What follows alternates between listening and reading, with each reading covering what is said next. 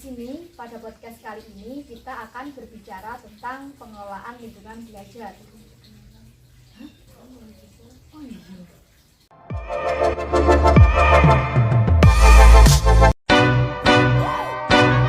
Go-yard. I got so much motherfucking design on right now. Break it down, bring it back, make it clap. I got 3 old thoughts, new block, where that thing. Bitches on my line, and you know. Assalamualaikum warahmatullahi wabarakatuh. Halo, perkenalkan nama saya Alifa Putri Sasmita dan di samping saya ada rekan saya Salsabila Fairunisa. Nah, kami mahasiswa UNU Blitar, Prodi PGSD. Pada podcast kali ini kita akan berbicara tentang pengelolaan lingkungan belajar yang akan membahas tentang pengertian pengelolaan lingkungan belajar. Yang kedua ada tujuan pengelolaan lingkungan belajar dan yang selanjutnya ada macam-macam lingkungan belajar serta pengaruh lingkungan belajar. Nah, langsung saja ya, kita persingkat waktunya. Mungkin Mbak Alifa, sebelumnya kita tanya kabarnya dulu. Mbak Alifa gimana kabarnya, Mbak? Alhamdulillah kabar baik, puasanya Lancar. lancar. Kita kayak udah lama nggak ketemu ya. Terakhir ketemu tuh kita kapan? Kemarin. Oh, kemarin. Kemarin ya. Kemarin apa 1 minggu yang lalu, Mbak? Kemarin. Ya, saya lupa. Nah, langsung saja ya. Mbak Alifa bisa tolong dijelaskan apa itu lingkungan belajar, Mbak? Seperti apa? Nah, mungkin yang pertama ada pengelolaan lingkungan belajar. Ya. Pengelolaan lingkungan belajar itu yang pertama ada pengelolaan. Pengelolaan itu berasal dari kata kelola yang artinya ketata laksanaan, terus ada tata pimpinan yang biasa disebut dengan manajemen. Nah, yang kedua, sedangkan menurut saya mengutip dari Muhammad Saroni, itu lingkungan belajar. Lingkungan belajar adalah segala sesuatu yang berhubungan dengan tempat proses pembelajaran. Nah, dari itu dapat disimpulkan bahwa pengertian pengelolaan lingkungan belajar adalah suatu tempat atau suasana keadaan yang mempengaruhi proses perubahan tingkah laku manusia dan perubahan-perubahan yang dikaitkan lingkungan dapat bersifat menutup kayak gitu, Mbak. Oh, jadi seperti itu ya. Ya.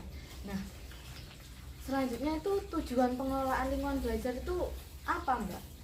Nah, untuk tujuan lingkungan belajar sendiri itu ada tiga pokok tujuan lingkungan belajar. Ya. Yang pertama ada mewujudkan situasi dan kondisi baik di dalam kelas, baik sebagai lingkungan belajar maupun sebagai kelompok belajar. Yang kedua ada menghilangkan berbagai hambatan yang berada di lingkungan belajar yang dapat menghalangi proses interaksi belajar. Nah, yang terakhir nih ada menyediakan dan mengatur fasilitas serta sarana dan prasarana belajar yang dapat mendukung dalam proses pembelajaran. Kurang lebih tujuan pengelolaan lingkungan belajar seperti itu, Mbak. Seperti itu. Nah, mungkin tadi kan sudah ada pengertian lingkungan belajar. Ya. Nah, yang kedua ada Tujuannya. tujuan. Nah, ya, yang ketiga mungkin tadi kan Mbak Sasa menjelaskan ada macam-macam. Nah, mungkin Mbak Sasa juga dapat menjelaskan. Kalau dijelaskan macam-macam pengelolaan lingkungan belajar itu apa saja, Mbak? Baik. Jadi macam-macam lingkungan belajar ya. Ini menurut Ki Hajar Dewantoro, beliau membedakan lingkungan belajar itu menjadi 3. Yang pertama ada lingkungan keluarga, ada lingkungan sekolah, ada lingkungan masyarakat. Nah, lingkungan keluarga sendiri itu merupakan pendidikan pertama yang didapatkan anak dari orang tuanya. Bahkan mungkin bisa dari sejak kandungan, penanaman pendidikan karakternya diberikan oleh orang tua. Jadi peran orang tua di rumah itu selain membimbing anaknya supaya di jalan yang lurus. Nah, jadi Mbak, peran orang tua di rumah itu selain membimbing anaknya supaya tidak menyimpang atau Tidak belok kanan belok kiri. iya Ya, Mbak. lurus saja, itu juga bertanggung jawab dalam pendidikannya, seperti kayak mengajarkan anak berbicara kan yang pertama kali orang tua. Terus sebelum masuk TK biasanya orang tua kan selalu mengajarkan dulu ini alfabetnya, huruf-huruf, belajar membaca, menulis gitu, yang pertama kan dari orang tua. Sehingga lingkungan keluarga itu berperan penting dalam pendidikan anak. Nah, Terutama orang tua itu ya, Pak. iya, orang tua itu. Selanjutnya itu ada lingkungan sekolah. Tidak usah tanya ya, lingkungan sekolah kan sudah penting sekali dalam pendidikan anak. Jadi lingkungan sekolah itu adalah lembaga yang digunakan untuk melangsungkan proses belajar dan mengajar serta tempat untuk menerima dan memberi pelajaran. Nah, peran sekolah ini juga penting, Mbak. Sekolah itu membantu lingkungan keluarga khususnya dalam pendidikan anak. Nah, sementara dalam perkembangan kepribadian anak, peran sekolah melalui kurikulum itu ada beberapa hal, Mbak. Yang pertama ada anak didik belajar bergaul antara sesama teman lainnya, antara guru dengan anak didik dan anak didik dengan masyarakat. Yang kedua ada anak didik belajar menaati peraturan-peraturan yang telah ditetapkan di sekolah.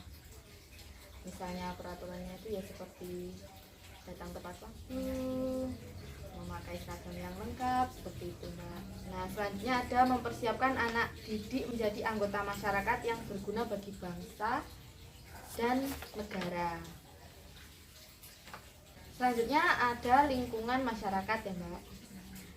Jadi lingkungan masyarakat itu kan merupakan tempat pergaulan sesama manusia.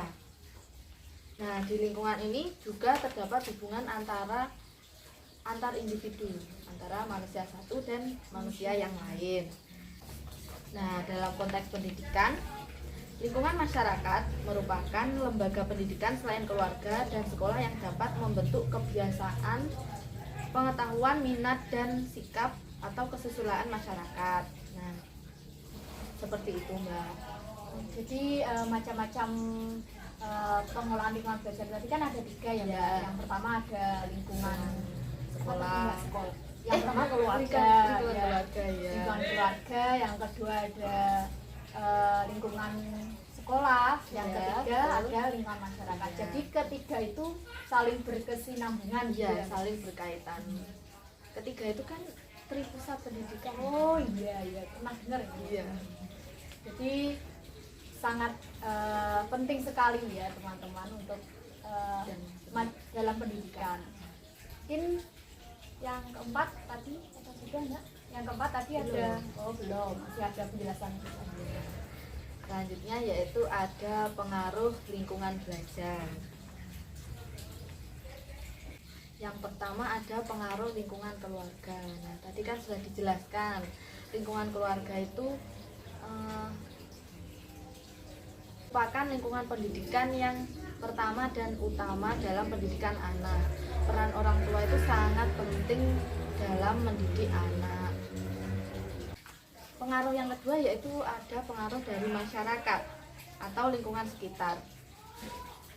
Nah, lingkungan ini berperan penting dalam pergaulan anak. Biasanya teman-teman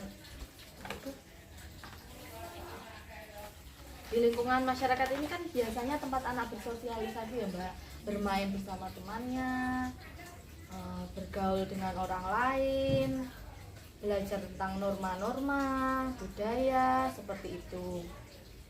Jadi kondisi lingkungan sekitar itu berpengaruh dalam kepribadian atau pendidikan anak. Kalau lingkungannya buruk, kepribadian anak yang terbentuk juga akan ikut buruk. Kalau lingkungannya baik, kepribadian anak yang terbentuk juga akan ikut baik.